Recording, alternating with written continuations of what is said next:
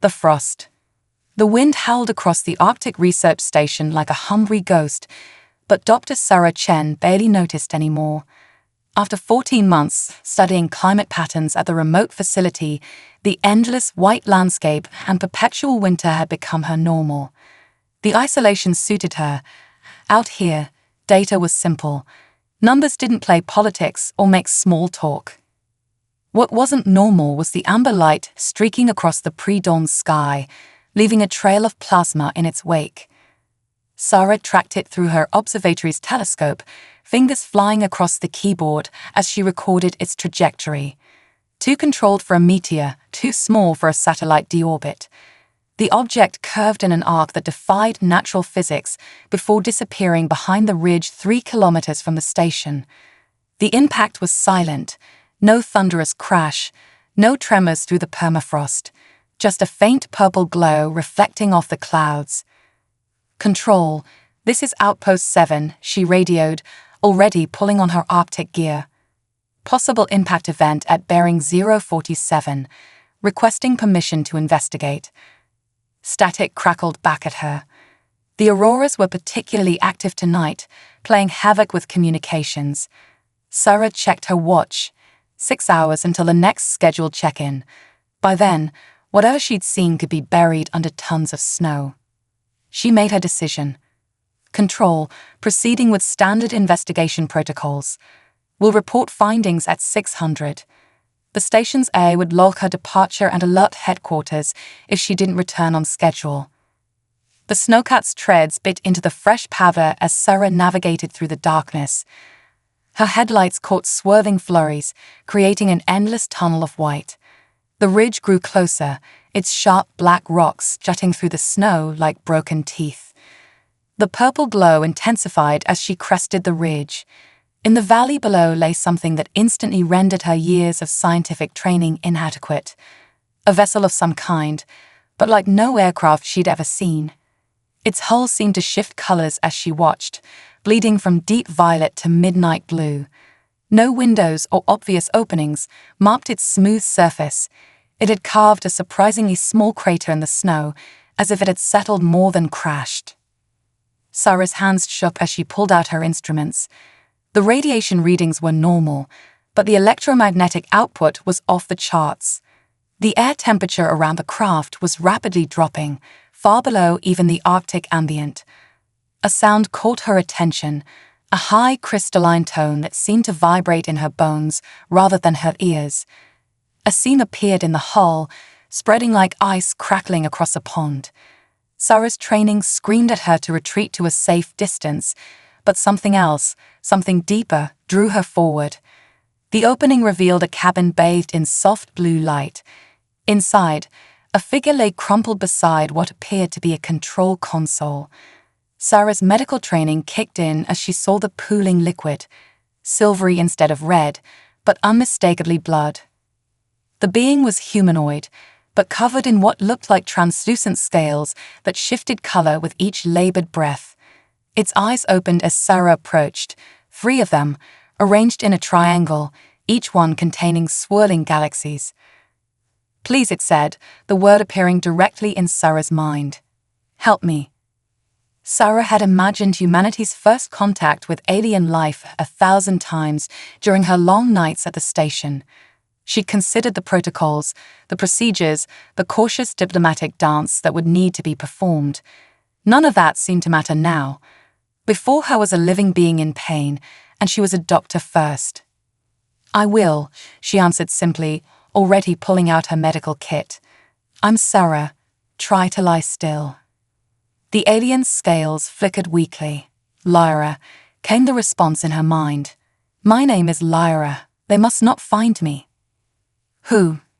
Sarah asked, examining what appeared to be a severe wound in Lyra's side. The edges of the injury were crystallizing in the extreme cold. "The ones who followed. The ones who would rather see my world die than accept help from yours." Sarah's hands stilled for just a moment as the implications sank in. Then she returned to her work with renewed focus. "Well, they'll have to go through me first. Now this might hurt, but I need to stop this bleeding. As she worked to save the alien's life, Sarah couldn't help but smile slightly. All those years of studying the stars, hoping to find proof that humanity wasn't alone in the universe, and now the universe had quite literally crashed into her backyard. More importantly, it needed humanity's help. The wind continued to howl outside, but inside the alien craft, two beings from vastly different worlds forged a connection that would change both their civilizations forever. Sarah didn't know it yet, but this night would be remembered as the moment humanity proved itself ready to join a much larger community among the stars. What she did know was that she had a patient to save, and that was enough for now. Breaking the ice. The first rays of Arctic dawn painted the snow in shades of rose and gold, but Sarah Chen hadn't noticed the sunrise. She was too focused on keeping her alien patient stable in the station's makeshift medical bay, formerly her private quarters. Laura's crystalline scales had taken on a worrying cloudy appearance, and the silvery blood loss had been severe. "Your atmosphere," Laura communicated telepathically, each word seeming to shimmer in Sarah's mind. "It's too warm. My systems are struggling to maintain homeostasis." Sarah adjusted the room's environmental controls again, watching frost creep across the walls as the temperature plummeted. "Better?" she asked, pulling her thermal gear tighter. The station's AI was probably having fits trying to compensate for the localized cold spot. "Yes, thank you." Laura's scales flickered with what Sarah had learned to recognize as relief. "You risk much to help me. Your own comfort, your career, perhaps your life if they track me here." Sarah checked the wound dressing she'd improvised. The crystallization had stopped spreading, which she hoped was a good sign. "About that, you mentioned others following you. I think it's time you told me exactly what's going on. The morning check-in with headquarters is in an hour, and I need to know what I'm dealing with." Laura's 3 eyes swirled with complex patterns, a sign Sarah had learned indicated deep emotion. "My world, Crystallos, orbits a dying star. In less than one of your Earth years, it will enter its final phase, expanding to consume our entire system. Most of my people believe this is our destiny, to perish with our sun as our ancestors did with theirs." "But you don't agree," Sarah said, beginning to understand. Was chief astronomer. I discovered that humans had developed theories about stellar engineering that my people had never considered. Your species is younger than ours, but you dream bigger. Think beyond accepted limitations. Laura's scales rippled. When I proposed seeking Earth's help, the Preservation Council branded me a heretic. They would rather die purely than survive through change. Sarah's mind raced with implications. "That's why you were heading here? To ask for our help? To offer an exchange? We have technologies that could benefit Earth, knowledge gathered over millennia. In return, we need your theoretical frameworks, your fresh perspective on stellar mechanics. Together, we might save both our worlds." Laura's communication took on a darker tone. "But the Council sent ships to stop me. My vessel was damaged in orbit. The crash was not entirely unintentional." A sharp beeping interrupted them, the station's proximity alert. Sarah rushed to the monitoring station, her heart sinking as she saw the radar display. 3 objects, similar in size to Lyra's craft, were descending through the upper atmosphere. "They're here." Lyra's thoughts carried a mix of fear and resignation. "You must turn me over to them. I cannot allow your world to be drawn into our internal conflicts." Sarah's jaw set in a determined line. "Like hell I will." She began rapidly typing commands into the station's computer. "My great-grandfather was a refugee who fled authoritarian persecution. He used to say that the only thing necessary for evil to triumph is for good people to do nothing. I'm not doing nothing." She opened a channel to the approaching vessels, broadcasting on all frequencies. "Attention incoming craft. This is Dr. Sarah Chen of the International Arctic Research Station. The being you're pursuing is under my protection and the protection of Earth. Any hostile action will be considered an act of war against our planet." "They will not care," Lyra warned. The Council does not recognize other species as equals. Then they're about to learn something about humanity. Sarah activated the station's emergency protocols, sending out an automated distress signal that would alert every military and scientific installation within 2,000 kilometers. We can be very stubborn about doing the right thing. The alien ships were closing fast, their hull configurations shifting like liquid metal. Sarah helped Lyra to a more secure room deeper in the station, her mind working through options. The station had no weapons. It was a scientific outpost, not a military installation, but it did have other resources. Those ships, she asked Lyra as they moved, they use the same crystalline technology as yours? The same sensitivity to temperature? Yes, our vessels require careful thermal regulation to maintain structural integrity. Lyra's eyes widened as she caught Sarah's train of thought. You're not suggesting. Sarah allowed herself a grim smile. The station's geothermal tap goes down 3 kilometers. We can't outgun them, but we might be able to outthink them. Your people may have advanced technology, but we humans have gotten very good at improvising. She pulled up the station's systems on a tablet, beginning to override safety protocols. How do you think your pursuers would handle a sudden blast of superheated steam at about 200 degrees Celsius? For the first time since their meeting, Lyra's scales shifted to a color Sarah hadn't seen before, one that seemed to indicate amazement, or perhaps admiration. You'd risk destroying your own station. The station can be rebuilt, principals can't.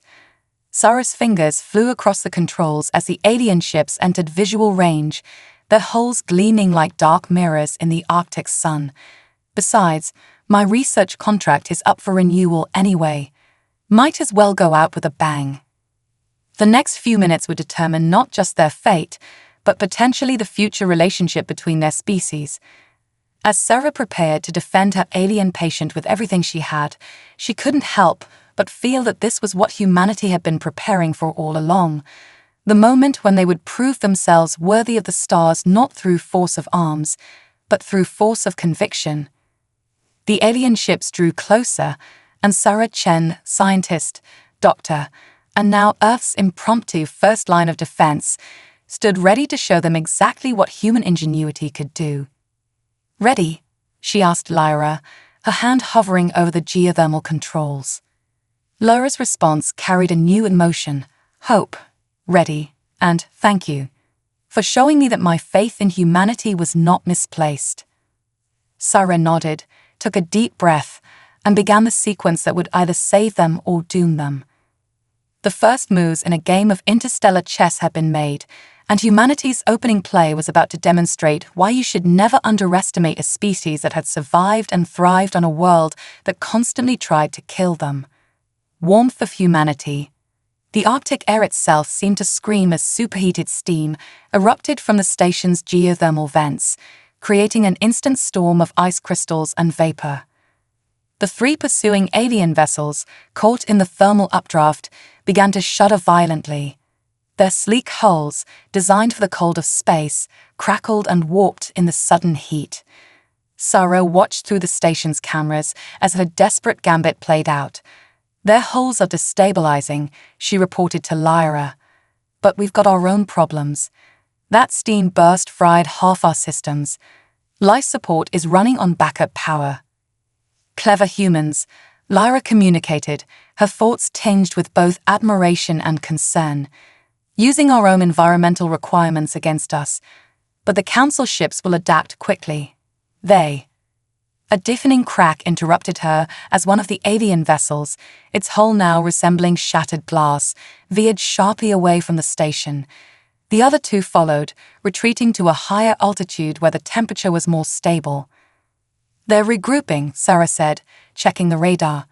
And we've got company coming. Those emergency signals I sent out, they worked. I'm picking up at least 6 military aircraft approaching from different directions. In about 10 minutes, this is going to become a much bigger situation. Lyra's scales shifted to a deep indigo. Then we have minutes to prevent an interstellar incident. Let me contact them. Perhaps if they hear the truth from one of their own.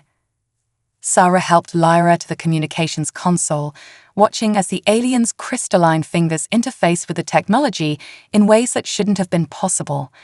The station's speakers crackled with a language that sounded like breaking ice and chiming bells. The response was immediate and harsh, making Lyra's scales pale. "They say I have committed treason by involving another species in our affairs.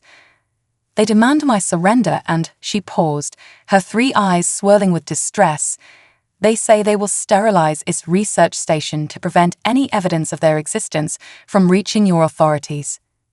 "Like hell they will." Sarah's voice was steel. "Your council needs to understand something about humans. We don't respond well to threats, and we really don't like bullies." She opened a channel to the approaching Earth forces. "This is Dr. Chen at Outpost 7. Be advised we have a first contact situation with multiple alien craft. Request immediate support and diplomatic intervention. I repeat, this is a first contact scenario." The radio crackled. "Outpost 7, this is Colonel Hayes of the NATO Rapid Response Force. We have visual confirmation of unknown aircraft. Please clarify the situation." Sarah took a deep breath. Everything that happened next would set the tone for humanity's first official interaction with an alien civilization. "Colonel, I have a refugee from an advanced species seeking Earth's help to save their dying world. 3 pursuit craft are attempting to silence her. She's under my protection, and I've already had to defend this station from their attempts to capture her. Request immediate assistance in maintaining that protection." There was a long pause. Sarah could almost hear the mental calculations happening on the other end. When Hayes spoke again, his voice was carefully measured. "Doctor, are you certain about the hostile intent of the pursuit craft?" "They just threatened to sterilize its station, sir. I call that pretty hostile." Another pause. "Understood. Hold position. We're 8 minutes out." The alien vessels were descending again, their hulls now shifted to configurations that Sarah suspected would be more resistant to thermal shock. The station's cameras showed crystalline weapons emerging from their surfaces. "Sarah," Lyra's thoughts carried urgent concern. "You must evacuate. I can surrender myself."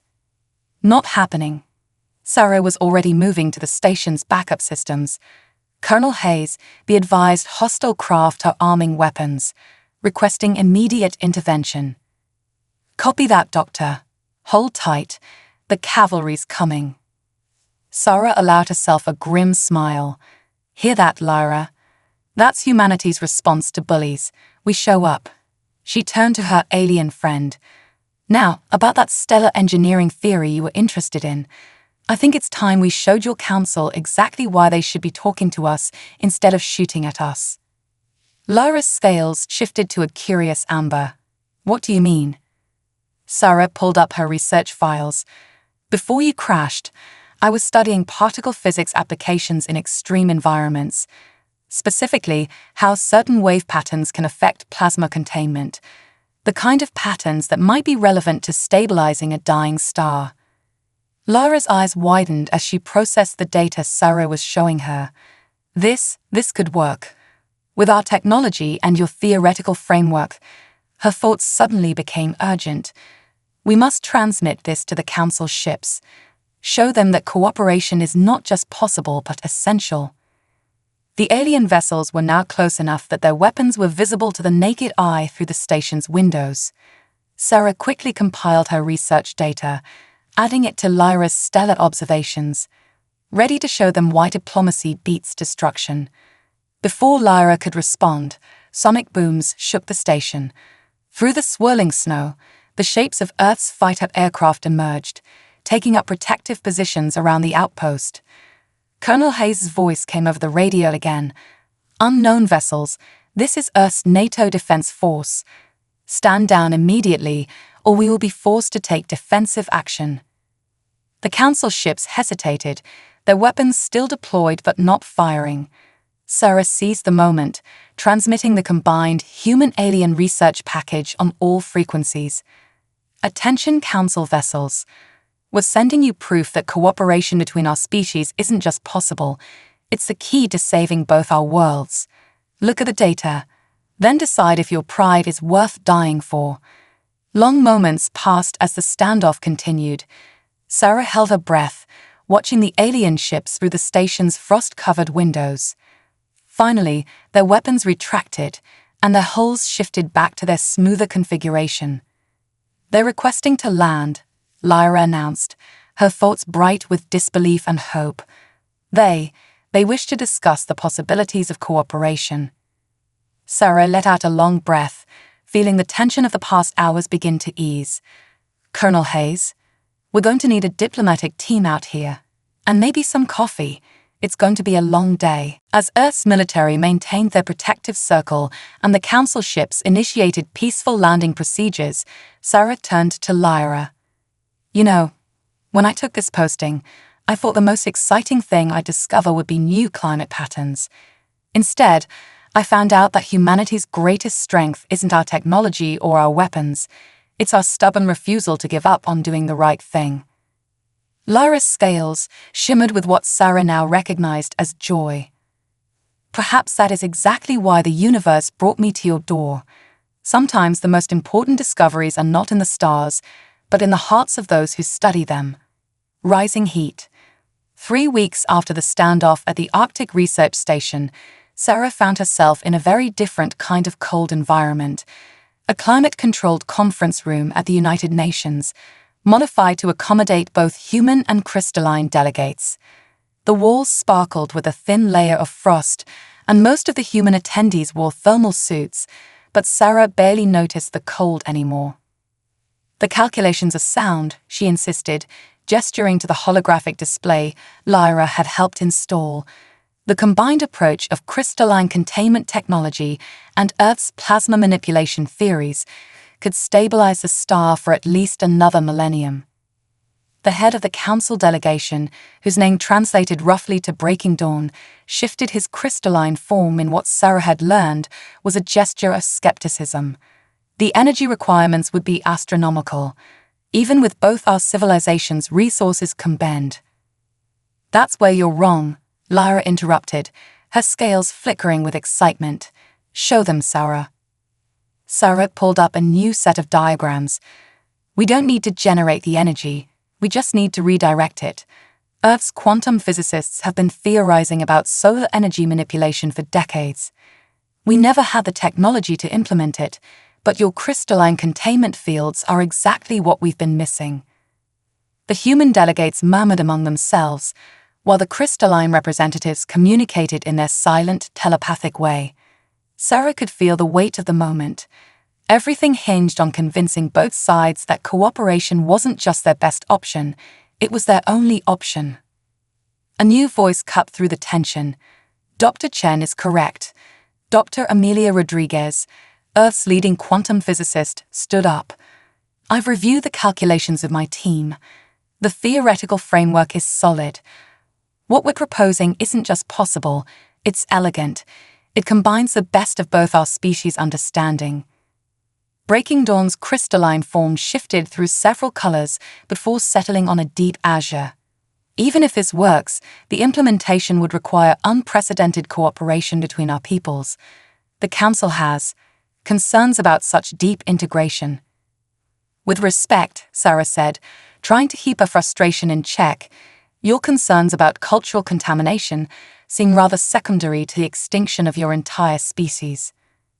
The room temperature dropped several more degrees as Breaking Dawn's scales darkened. Before he could respond, alarms began blaring throughout the building. A UN security officer burst into the room. "We have a situation," he announced. "Armed forces have breached the perimeter. They're demanding access to the crystalline delegates." Sarah's blood ran cold. She'd been worried about this. Radical human groups who saw the aliens as either a threat or an opportunity. Based on the concerned looks among the Earth delegates, she wasn't the only one who'd anticipated trouble. "Protect the delegates," someone shouted. But Lyra was already moving, her crystalline form shifting into a defensive configuration Sarah hadn't seen before. "No," Lyra commanded, her telepathic voice reaching everyone in the room. "Let them come." "Lyra, what are you doing?" Sarah demanded. showing both our peoples something important. Lyra's 3 eyes swirled with determination. Breaking Dawn, you fear integration with humans will weaken our species. Humans, you fear our technology will disrupt your society. Watch what happens next. The doors burst open. Armed figures in black tactical gear rushed in, weapons raised. But they froze at the sight before them. Humans and crystallines standing together, neither hiding behind the other. You want the aliens. Sarah stepped forward, placing herself between the intruders and her friends. You'll have to go through humanity first. To her surprise, she wasn't alone. Dr. Rodriguez moved to stand beside her. Then others, diplomats, scientists, security personnel, until a wall of humans faced the attackers, protecting their alien guests. Breaking Dawn's crystalline form began to pulse with a brilliant light. Fascinating, he communicated. Your species protects ours, even at risk to yourselves. Perhaps we have been too hasty in our judgment. The armed intruders, faced with unexpected unity and now arriving UN security forces, began to lower their weapons. Sarah felt Lyra's presence in her mind, warm with approval. This, Lyra broadcast to all present, is why we need each other. Humans teach us to stand together, to fight for what's right. We can teach you to reach for the stars. Together, we are stronger than the sum of our parts. As the situation was contained and the attackers were taken into custody, Sarah noticed something remarkable. The crystalline delegates, led by Breaking Dawn, were using their abilities to help treat minor injuries sustained during the breach. Meanwhile, human scientists were already discussing how to adapt crystalline defensive techniques for peaceful purposes. The Star Salvation Project, Breaking Dawn announced once order was restored, has the Council's full support. Dr. Chen, Dr. Rodriguez, we would be honored to work with you on the implementation. Sarah felt tears freezing on her cheeks as she watched humans and crystallines beginning to work together in earnest. She felt Lyra's presence beside her, radiating pride and hope. You know, Sarah said quietly, when I first found you in that crashed ship, I thought I was just saving one life. I never imagined that you were saving 2 civilizations. Lyra's scales shimmered with amusement. Humans have a remarkable capacity for doing extraordinary things while thinking they're just doing what's right. As the combined teams began planning the greatest engineering project in either species' history, Sarah couldn't help but smile. Sometimes the biggest changes in the universe started with the smallest acts of kindness.